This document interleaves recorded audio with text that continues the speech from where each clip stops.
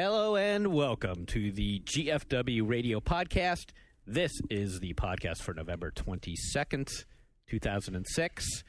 I am going to be talking very fast today because we don't have a lot of time, and it's not Retronauts' fault this time. It's the Retronauts' fault. Okay, it's the Retronauts' fault. It'll always be the Retronauts' fault.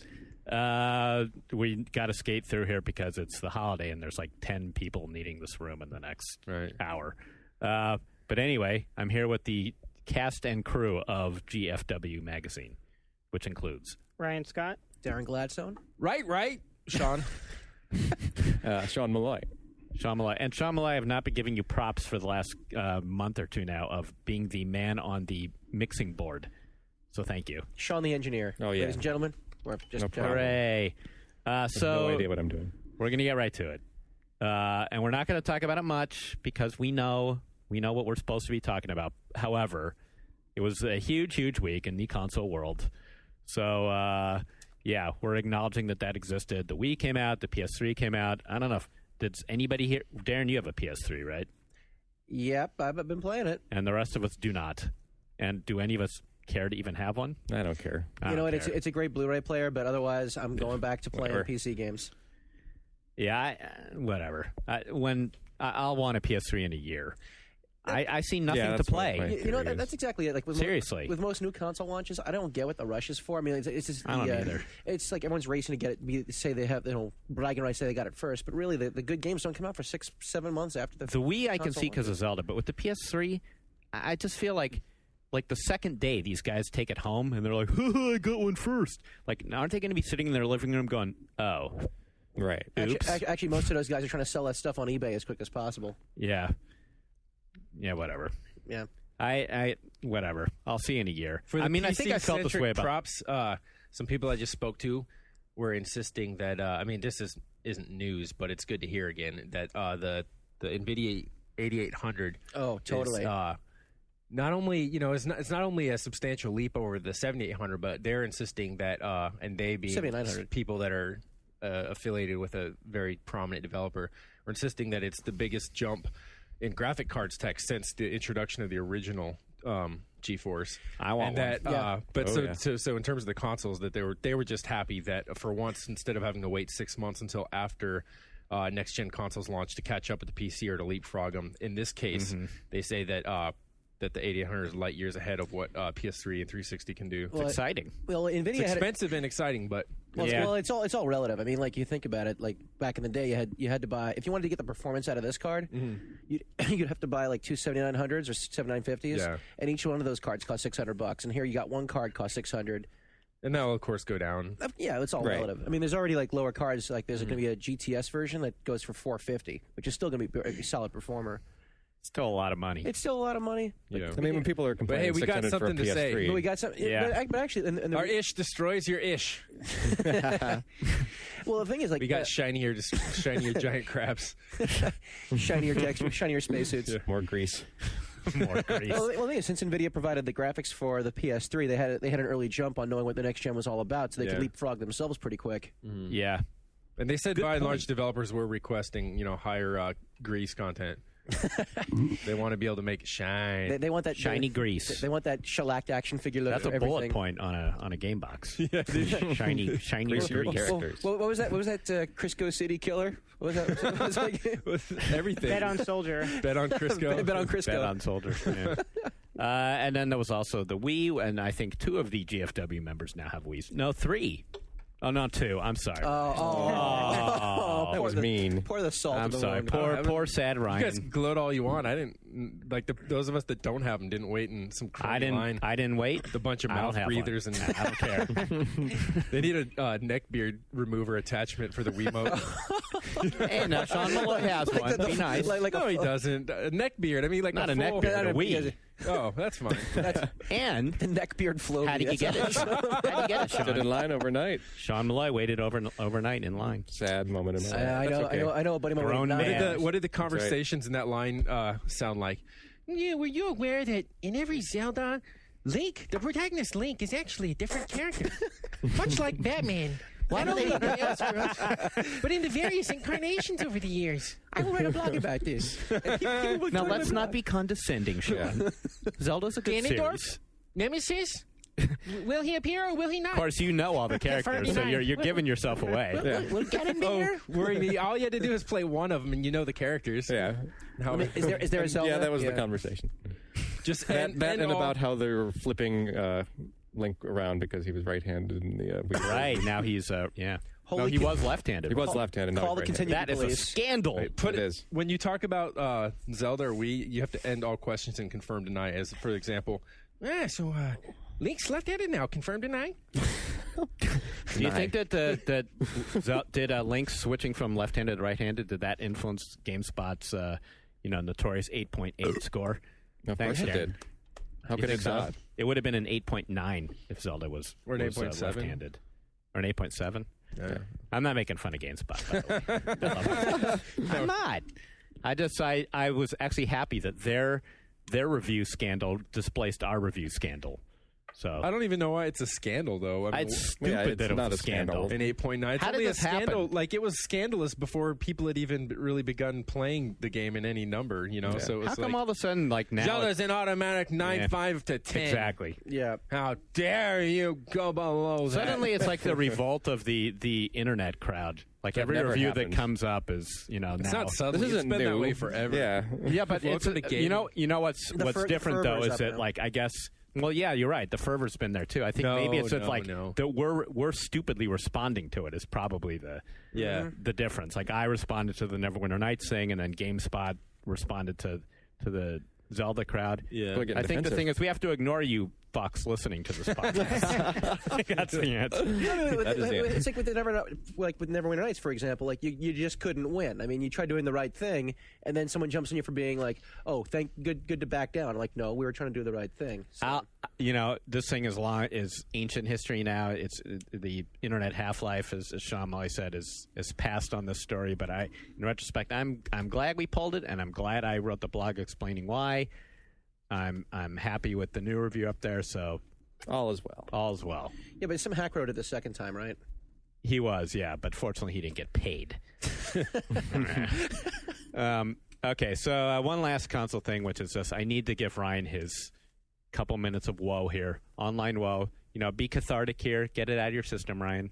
Oh, it's not Sharing is caring, right? Oh, it's not that big a deal. Well, You've been like in it's- tears in the office for 2 days. What the hell? Trying to get a Wii. He's behind me, and every 5 minutes I hear him call, "Hey, do you know if you have any more Wii's in?" Hell yeah. He's calling At Toys Costco's. R Us in, But it's no New big York, deal. man. Yeah, I'm not going to get one if I'm not calling. Confirmed denied, dude. Toys R Us in New York. No, I waited in a line for 3 hours to be How told. far did you Lame. drive to get to that line? Wuss. We were in Central California to visit my parents. Okay. Coincidentally, Okay. But I figured, small nowheresville town, I'll have an easy time getting a Wii here. And I waited for 3 hours to be told that I was number 21 out of 20. Oh, So- wah. You could have just been home playing a PC game. Yeah. That's yeah, a right. lesson to you, young You could have man. been playing Guild Wars. But the whole time he's like, this would probably be so much better with a Wiimote. That's the epitome of new games journalism. You have to ask in every case, would this be better with the Wiimote? What would we do? Ew. Yeah. So, Don't go there, man. so this weekend, which was all that crap, I was very busy playing two PC games, and I didn't care at all. I got very addicted to 1701 AD, so I wanted to give that game some props on air because it's one of them little games that doesn't get a lot of press. It's big over in Europe. Yeah, don't the Germans like it? Yeah. That was not a real fart. No. Let's try to not have one of those this week. Clarify. But it's one of your city builder economic sim type games, which many of us love. Ryan, you're a fan, aren't you, of that I am. genre? Yeah. Quit coveting your neighbor's weed then and load up the 1701 you've already got. I'm It's a very good happy year. with it. I have not played a city builder like this in a long time. Did that you was play the as previous good. games in the series? I did not. So and Can you probably make Hoovervilles? you can make. medieval Hoovervilles. That's the important part. Anachronisms. Usually aside. that's what happens with my cities. Can anyway. I make a Hooverville? I want more of a Levittown myself. No, Is it comparable to something like SimCity or Tropico? it's kind of like somewhere in between a SimCity and a Tropico, say. Okay. There is combat, but I haven't got there yet, to be honest. And apparently, it sucks from what people say. But I'm not confirming or denying that because I'm not there yet. That's I don't like when city builders try to throw combat into the. Yeah, I don't either. It depends. Well, that was your criticism of Caesar 4, wasn't it? Right. So it's real-time combat. Like, does it switch into some other mode that's different than what you play? Because, like, you could say Civilization has combat. Yeah, that's different, though, right? I mean, you're not, like, lassoing units and throwing them at the other side, right? I mean, that's just more... It's, like, abstract in Civ. So you're saying that's... I think in 1701 it's actual combat. Okay. Yeah, I think. But what do I know? I'm only playing it. And Age of Empires 3 is the other one that I'm getting into. That mainly because in the first issue of GFW, we gave the expansion War Chiefs a 9, so that got me excited. I hadn't played it, but so I booted it up, and I'm very happy. So the War Chiefs expansion really makes a big difference in him. The War Chiefs expansion, I mean, Tom Chick said it in his review, and I mean, they did like they kind of Age of Mythology-ed this. Right, like they took it away from the historical realism and just kind of went for it with the Native Americans, which is really interesting because when I interviewed Bruce and the team way back when they were first making Age 3, they were super concerned and conscientious about the historical accuracy, especially in terms of the Native Americans. You know, it's a touchstone. You don't want to like have Tonto in there going woo woo woo woo. You don't want to have what's the guy's name? Tommy Cleveland Hawk. Indians. Oh no, Tommy Hawk from Prey. Chief Wahoo or something. Chief Wahoo. Yeah. Smoke peace pipe with white men. No, I mean they were very concerned not to do that, and so dude, I gotta stop it for a minute. The war cry is. That's what I see in Enigma. yeah. Pure Minutes Volume 5. Yeah, that's what they were trying not to do. So totally got the Enigma reference. What the hell? And they were having meetings with like Native American scholars and history professors around the country. I mean, they were taking it really seriously when they made Age 3. And to their credit, I think it was probably the right thing to do. To not step on anybody's toes. And there were big debates. Could the Native Americans be a playable race? They didn't know what that how that was going to be perceived, if you could fight as Indians. So, but in the War Chiefs expansion, they kind of said, whatever, it's a game. And they probably didn't do it that way. I'm quickly summarizing, but they did let you. Now you can play as Native Americans, and the interesting thing is like, they're kind of like the magic race now. They have they do like wacky spiritual things, like you can become invisible and things like that. But it's cool in terms of gameplay. It's good. Like it added this like nice creative element that just the same as Age of Mythology had. Right. So gameplay wise, it's good, and but I don't know. Can Native Americans really turn invisible? I don't know much about them. You played Prey, right? Are there ninjas? Yeah. See? Yeah, that's right. Everything in that is true. They can go to that spirit realm and then come back. Yeah. Damn, it'd be cool to be Native American. I could turn invisible and... Shit. Why'd I have to be white? What's bad? Some kid somewhere is going to go into class, in history class, and he's going to be like, why are you trying to tell me it had to do with the European horses and steel and germs and stuff when these guys clearly they're able to turn invisible, spirit fireballs. Yeah, if anyone's learning history from Age of Empires, it has other issues. So has anybody else been playing PC games? Is it just me? No, actually, I've been foraging around with the freeware boards for for 101 free games. That's right. We're bringing back the legend. That's it's probably the best and worst time for me because I have I find so many great games and I have to narrow it down to 101 free one, good free ones. Mm-hmm. And this year is actually going to be really cool. A lot of good stuff. That's our February issue. Yeah. February issue of GFW is going to have our annual 101 free games. The February issue that's going to be coming out in December, right? Right. Something like that. January. Right. January, whatever. So that's 101 reasons not to buy the games. We're talking about. Right. The games that we're talking about or that our advertisers pay to advertise in our magazine. So get them just to screw our advertisers. Yeah, and actually, if you also I'm going to throw this out there. If you guys tell them Jeff sent you. Kick him square in the nuts. Actually, if you, I'm just going to throw this out there to anyone listening. If you come across any cool freeware games, Send them, put them up on the boards. Let us know. I'd love to include extra stuff in the magazine if I've missed it. If I make one, would you put it in there? Especially if you make awesome. Make a mod, Jeff. Okay. Mm-hmm. What are you playing, Sean? Since you're dissing the consoles this week. I'm not. I've been in between computers. I'm just about to get this new rig set up, and the first thing that's going on there is Gothic 3, which I have on my desk, waiting to put that on. Yeah, see if the boards have been fixed. Well,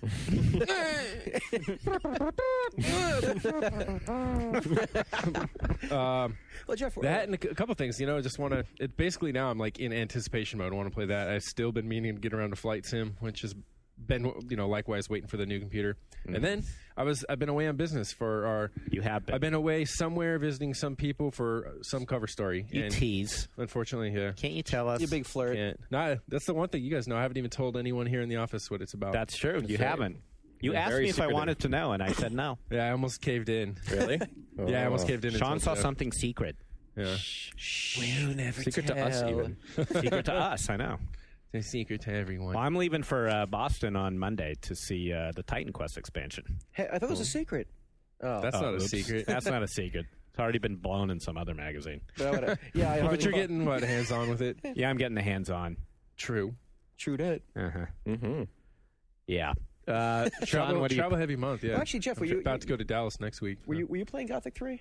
No, I was not. I got the box, but I gave it to Sean. Okay. Because I got all busy with my strategy games here. I'm happy. Mm-hmm. Well, a patch just came out for it, apparently, so maybe they did already fix that stuff. For Gothic? For Gothic 3, so... Malloy, I know you have a Wii. Yeah, well, before the Wii, and before Viva Pinata, I was playing Medieval 2. Ah, right, you reviewed it. We still haven't gotten copies in the office. I want to go buy that one. Yeah. Good stuff. I have trouble with that series. Get it on Steam.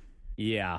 I've had trouble with the Total War series, to be honest. I respect it. Mm-hmm. I acknowledge its goodness, but I find that game very hard, personally. Yeah. You respect its gaming goodness. I do. There's a lot going on in that game. There's a lot going on, especially in the later part of a campaign. It gets really crazy. There's so many factions doing so many different things you can't predict what's going to happen. Yeah, I prefer my strategy games to be a little more intimate. Can't you automate parts of the process if you don't want to do some parts of it? I don't mean it. Yeah, there's a lot of automation. You can actually totally skip the big real time tactics battles which is actually a good thing because they get kind of tedious when you're doing yet another siege. You're just okay, here I am in front of another French village, and I don't want to go through the 15 minutes of the exact same thing I just did to the other French village. So it's nice that you can do that. Can you play it like EVE Online? Just set it up and then... No, you can't do that. Come back. Hey, I won! Awesome! Hooray me, Honey, I won! It's good. I enjoy the campaign part of it, the more turn-based strategy. Because I said, the tactic stuff is really good, and it's super detailed when you get down close. It just looks really awesome. But like I said, I'm mostly a campaign player in these kind of games, so the tedium... What? I'm trying to figure out. There's this constant noise. There's a noise. I couldn't tell what it was. I can't even hear it. Someone's I can't hear anything. It's in your. It's my Daredevil hearing. Yeah. Okay. But you did mention the evil two words there in passing, the Viva and the Pinata words. Oh yeah. We can't talk about it. No, really fast. It's an Xbox 360 game and it's awesome. Quite possibly game of the year. I'm sorry, I hate to say it. Are you serious? Is it like the Sims? I'm serious. Everything I've heard about it sounds like Animal Crossing. Yeah. It's not Animal Crossing meets The Sims meets Pokemon. Big giant pacifier for man babies. Thanks. No, you say that like it's a bad thing. No, I'll try. Fucker. Okay, we're going to take a break and come back with less hate. Please.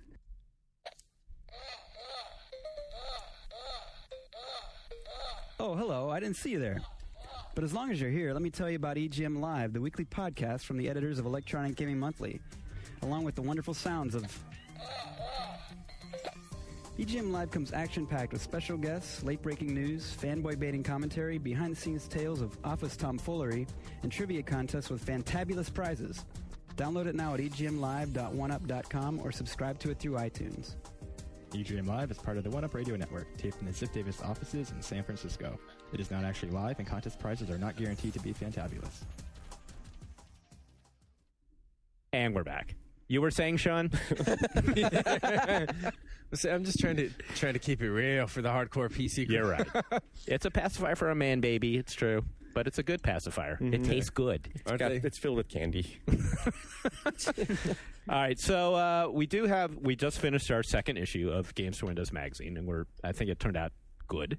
I think I'm a little biased, but I like it. But there's one story in there that I'm really psyched about and proud of that we did, which is we sent our freelancer Robert Ashley over to Chernobyl in real life, real actual Chernobyl, to check out the whereabouts of the game Stalker, which many of you might remember since we wrote about it, 4 years ago? How long has that game been around now?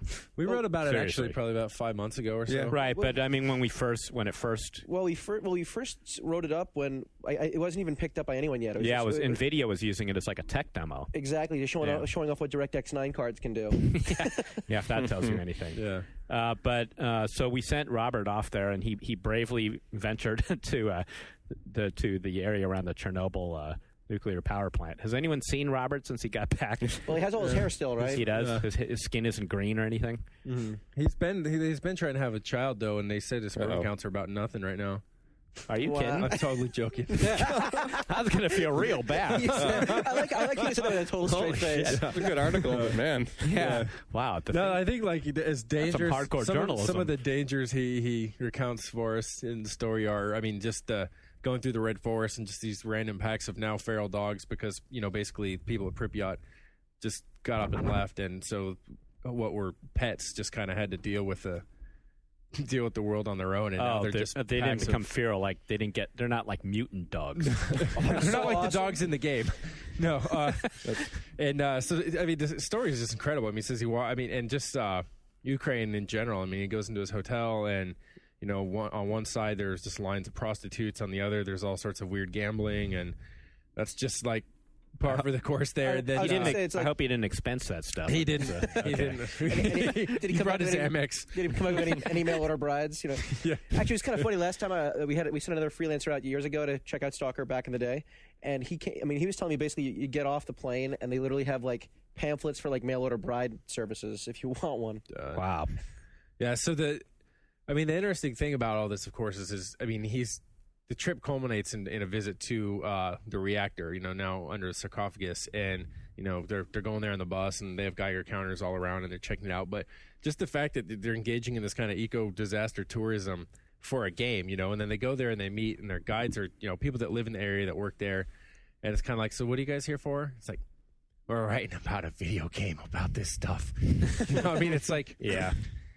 There's something about it, and definitely, and Robert handled it really well. Mm-hmm. He's obviously, acutely aware of the circumstances and how, completely absurd it is. But at the same time, pulling something out of there where the team that's making the game is actually, attempting to, it's one way. There are all these stories about what happened and that people use to sort of, give it meaning and make sense of it in different ways. And the game is, looking at the game is one way to do that, and then, there are all the conspiracy theories around there and stuff. But in terms of those kind of trips, I'm sure we all had never. I don't know if anyone's going to top Robert Ashley going to Chernobyl. Yeah, but we've all had some interesting game-related excursions, though, right? Have we? Well, the junket circuits have always been kind of crazy, but they've toned down in the past couple of years. Yeah, it used to be a bigger deal. Mm-hmm. We should clarify. I don't know if. Well, I certainly didn't. I don't know about anybody else here in your other jobs, but like Ziff Davis is not allowed to go like on the travel junkets. So like every once in a while, something would show up like, come to Spain and see whatever. It'd be like the flimsiest excuse, right. But we're not allowed to do that kind of thing, right? Unless the company pays for all expenditures, and that's what usually keeps us from going because we're not going to go spending money for these crazy trips. Mm-hmm. Right, for like a half-page preview. Mm-hmm. Yeah, like they wanted you to go out to Morocco for Guild Wars Nightfall. Really? Right? Yeah, it was for nothing. It was like a release party for Nightfall. Yeah, actually, ethics suck. I know. I got an offer to go to Paris for Heroes of Annihilated Empires. Yes. Wow. Because it takes place in Paris, apparently. One bizarre one that I love to tell the story of had to do with a Rainbow Six game, and over at the Presidio here in San Francisco, they set it up and they had a bunch of SWAT guys from LA come out and conduct exercises, basically give us a crash like mock course in group movement and entering and clearing rooms and whatnot, and then suited us up in all the requisite gear, armed us with MP5s that shot rubber pellets that basically looked 100% like the kind of things they sell in Japan that they won't sell here because it's basically a good way to get yourself shot in the street walking around with a toy that looks like the real thing. But so they armed us up with all that and then put us in the back of these vans, and then the guy driving the van was one of the SWAT guys from LA, and he was suited up too. So we had full headgear on, only our eyes were sticking out. We've got headsets on, and so he's taking us to this abandoned building in the park in the Presidio, to where we're going to go in, and they have actors playing terrorists and whatnot, and we have to go in the building, basically rescue some hostages and get out. But on the way there, someone, San Francisco police officer pulled our van over. Oh my God! Now all the windows are blacked out. There's 5 of us in the back sitting on crates with our guns slung, in front of us. Completely, we can't get out of this stuff because we've got jackets on over it, and just completely tied down in this crap. And then the guy driving is like, we're like, okay, if this guy opens the back of this door, we are all dead. He's gonna flip out. And this was probably about I don't know. It was 2000. If it wasn't the holiday of 2001, it was 2002. Okay, no, I remember. So it was still raw feelings there. It was definitely not the time to be having that kind of mistaken identity thing going on. And so we were. Immediately, I just took I took off my mask thing, and I was like, guys, put your guns down on the floor right now. And because at first the officer was talking to the driver. And he's like, give me your ID. And the guy was like, hey, we've got permits for all this and stuff. He's like, I'm this and that, LA. And he's like, in order to get my ID, I'm going to have to reach into my, my overall thing. And he's like, just talking him down. And thankfully, obviously, the guy was able to communicate with him in a way that convinced him that, okay, this guy is like the real deal or something. And it was just like awkward. And he reached in and got his stuff. And the guy was like, all right, on your way. But that was one of the more exciting game related. How awesome would that have been if you went to jail? Yeah, the actual like crooks in jail. And the best part is looking at you guys like you'd be dressed like terrorists. They wouldn't mess with them. We're here for a video game. Yeah. So a lot of the ones I've been to have involved stuff like that. If not, someone went out in Reno and fire off a bunch of high caliber weapons and this and that. I was really good about ducking out of those ones. Like if there was like, you're going to drive, I'm like, man, I don't want to do that. The ones like, hey, it's a game. It's Rayman Raving Rabbit, so let's go learn how to farm rabbits. And you're like, for me, it's like I got to go and fire probably about like. And we're not supposed to put the money out, but I know. I probably shot at least $800 worth of ammo. He's using 50 cals and stuff, and I just sat there like on full auto tearing up a car with it. Wow, that was probably a good $100 right there. And then, wow, I got a helicopter ride from Signosis, and they came out here to they took all the game journalists over to the Alameda some naval base or something, and then they flew us in helicopters across the bay, circled over Candlestick Park, and took us back. And so the thing I learned about that is I never want to go on a helicopter ever again in my life. Really? What happened? Scary as hell. I'm just a wimp. It was scary. It was fun. Someone else in the building, Crispin over at EGM, actually jumped from one. What? Like with it was like he won. It was another Ubisoft thing. Did he fast rope down they or had something? like a mini boot camp, and you had to win. Like whoever could do this and that, the most push-ups and this, the other physical activities would win. No thanks. You get a trip in a Black Hawk, and then eventually you get to skydive with the team. With Ken the You gear. had to do push-ups. Yeah, all kinds of stuff. So it gets really fit. Freaking gaming journalists. Actually, it's kind of funny. It reminds me of when I could do 2. Ken Brown went to boot camp for a couple days. You remember this? Oh yeah, that's right. So it was for one of the Medal of Honor games. I think it was. They had Ken Brown and a couple other journalists go do a boot camp with Captain Dale Dye for a couple days. It was pretty funny.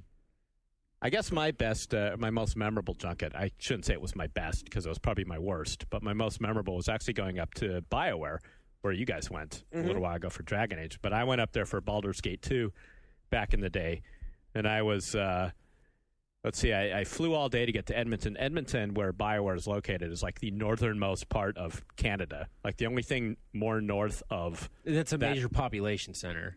Right. Yeah. Right. I mean, there's stuff there north of there, but it's like moose and ice. But so I was late when I got in there, and I hadn't had anything to eat. I went out with the BioWare guys, And they like bought me pints of Canadian beer, which, if you don't know, is like much more alcohol intensive than American beer. And we had like 6 pints of this stuff and no dinner. And then I went back to my room and promptly threw up all over my hotel bed. Nice. and then basically fell asleep in it.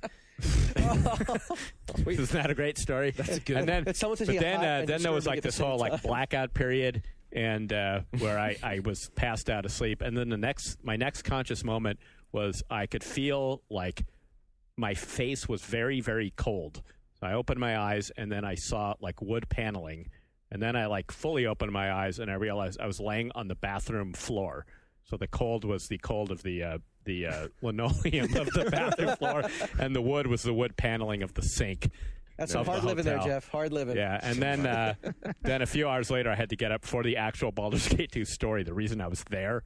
And, at the time I was like associate editor. Johnny Wilson was my boss. It was like the cover story. I had to really work, Right. And I was in such bad shape. It was foolishness. It was awful. I remember I was meeting Ray for the second time. I'd seen him once for Shattered Steel back in the day. But I was sitting next to him at lunch, and he was talking to me very seriously about BioWare and their plans. And all I was thinking the entire time during this interview was, please don't throw up. Please don't throw up. Right. That's my great story. Yeah. Actually, from this last trip up there, I got to tell you, this is insane invention. There's this one place called Julio's Barrio up there, and it's like an alcohol slush puppy. Julio's Barrio? That's nice. That's not too racist. I didn't make up the name of the place. Oh, by the way, was Speedy Gonzalez the bartender? Si, senor, welcome. By the way, on my tour, there's also a Monkey Island bar there. Oh, that's cool. So that was kind of cool. But anyway, so they have this drink. It's basically like a margarita glass full of ice, slush, whatever, and then they take the Canadian beers and they put them in at an angle, so it kind of slowly drips into the glass, and then they pour in liquor. You jam a straw in, and it tastes like a shake or a slushy or something. It's awesome. Highly recommend. Beer and liquor together sounds tasty. It's magical. Believe me. We're getting like the wrap-up sign. Is that because somebody else's podcast? Yeah, we were supposed to be out of here. Bastards. 3 What? minutes. That's it. Sometime we're going to news, reader letters. Letters. Let's do letters. Okay, do a couple. It's just EGM coming on after us, What's right? the latest from like Diarrhea those guys Splatter, have anything to say. Well, I got to do back to back. They're here. Oh, yeah. All right. Okay, so some quick screw the retro quick notes, letters, right. and then I have a comment on the after you read the letters on the letter writers' names. All right. There's a theme this week. Yeah, there's a theme. Well, this first letter comes from Crapalicious. What will your comment be, Jeff? Right on. That's my comment. Dude, you're worried about me farting on the air, offending our readers? It's just this whole podcast is taking a They're turn all for scat fiends anyway. Okay, go ahead. So Crapalicious asks, since you guys are bringing back reviews for GFW, are you guys going to be giving out Game of the Year awards? If so, what are the different categories going to be? Well, first, why, yes, we are. Game of the Year we are doing a Game of the Year awards in the March issue, I believe. That's the plan, I think. March or April. And the reason for that is that because of our lead time, that allows for us to get to the actual end of the year. So any games released before January 1st will be eligible. And, the categories. They're same old what they always are. But as far as the reviews, though, they've always been there. It's not like they left. It's just that we just started putting. Yes, the scores are back. Yes, and we're doing Game of the Year. People don't read the reviews; they just want the scores. Well, they're both back. And what's the second question? He asked what the different categories are going to be. No, I mean from the other guy. Oh, okay. We're done with Crapalicious. So Diarrhea Splatter now asks, which is Crapalicious, by the way. Diarrhea Splatter asks, what time do you think a series should stop? For example, the Tomb Raider series. For me, it should have stopped after the first one. So... I would just say when the team's creative juices run out, right? Yeah, when it gets to the point you're just putting a different coat of paint on the same damn game, it's time to just call it a day. Right. Because like Tomb Raider the first one was good, and then like Legend was good, and then everything in between was not. So like, well, was that because Toby Gard left after the first game? Like one of the creators? Is that the case? There's such a long and complicated story with them. I know it's a long. Well, he went on to make other games that weren't that good. Well, Galleon never happened. I mean, it took forever to get that thing going. I mean, that's a really tough question, really. I mean, Ultima made it through arguably 7 good ones. Mm-hmm. It's like, did you not want another Half-Life after Half-Life 1? I mean, and do you still? And it's like, I mean, with that game, it's like, classic example of I think it speaks for games that make you want more, because when you're playing it, it hints at enough things. It makes you think about the world without, just reams of exposition. It suggests certain things and leaves questions unanswered, so that when it comes back, it's going to do something to expand on those and work them out, But if it's a case where it's just, hey, this is the game that we did before, let's just do another one out. We'll just basically add some new maps to it, change the scripting a little bit. I mean, that's an expansion. Personally, I couldn't get enough Army Men games. Yeah, definitely. It's all about Portal Runner. I'm kidding. I think we could do without another Madden. EverQuest now on 12 expansions. Yeah. I don't know. It really depends. It depends on the execution of the company. I mean, like it's not a matter of like saying this series needs to die. It's a matter of, like we said earlier, just is the creative juice of the team gone? Mm-hmm. Mm-hmm. And also, yeah. I mean, it can basically happen to anyone. So it's like Call of Duty 2, completely loved it. Playing Call of Duty 3 now. Oh, it's wow. a different developer. And I have no desire to play that. Definitely like, okay, this is pretty much done, I mean, but is it done? I mean, couldn't they really come back with a Call of Duty? They could. That's what I'm saying. It just depends on the product. I mean, they can. Each game sequel has the potential, the very real potential, to convince you. I mean, if you're a naysayer, to convince you that yes, this was definitely worth the work. Yeah. But then, and conversely, it can also make you think, okay, why did they do this? Why is this game still coming out every year instead of whatever, taking a 2-year gap between, a 3-year gap, whatever the case may be. Mm-hmm. I had felt back in Tomb Raider's heyday. I was really frustrated